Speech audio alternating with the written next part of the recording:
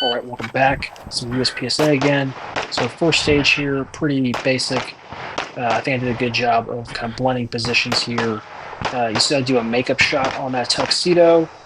So I knew one of the shots wasn't good, but I was going to see it again. So at the very last position, I get that shot up. So just a good thing to kind of have in the back of your mind where you can see a target from multiple positions, maybe make it up at the end. So most shooters on this stage immediately hit the activator for the swinger. I chose to hit that at the end on my way through, so I didn't want to cover the same ground twice. So I'll snap over on these two targets, do my reload, and then I'll hit the dirt. There you go, engage the activator, and now I'll hit that swinger last. So I only had one hit on it in the end, and that's, I think, more of a shooting problem than a planning problem.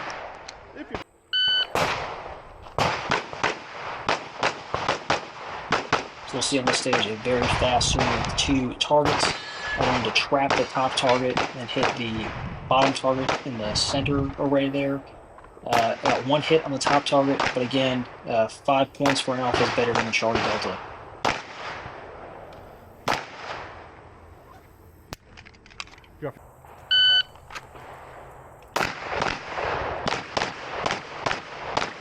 Big field course here. This one was interesting in that the last 3 targets needed to be engaged strong hand only. I chose to engage the last 4 targets just to make it simple.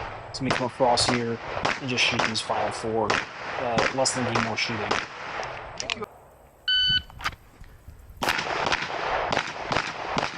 Big field course here. I think you probably could have shot everything from the back, but mentally it was just way easier to run up front and do that reload and just knock those targets out real quick.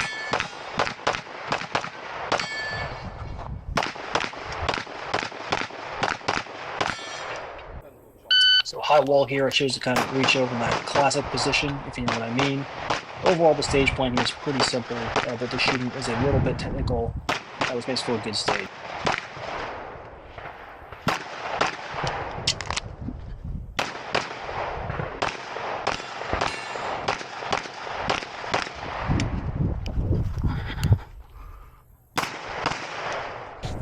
Wrapping with some classifiers. This one is not yet in the system, so we'll see how it comes out in the end.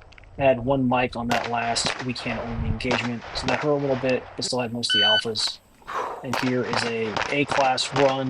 This is definitely one of the more challenging classifiers. Clear, hammer down and holster. Range is clear. Now we have 2 M-class runs, so I can still call myself a master class USPSA limited optics shooter. I think it's important to keep that strong hand and weak hand shooting. It definitely comes in handy on some of these classifiers, but also is very practical in real life.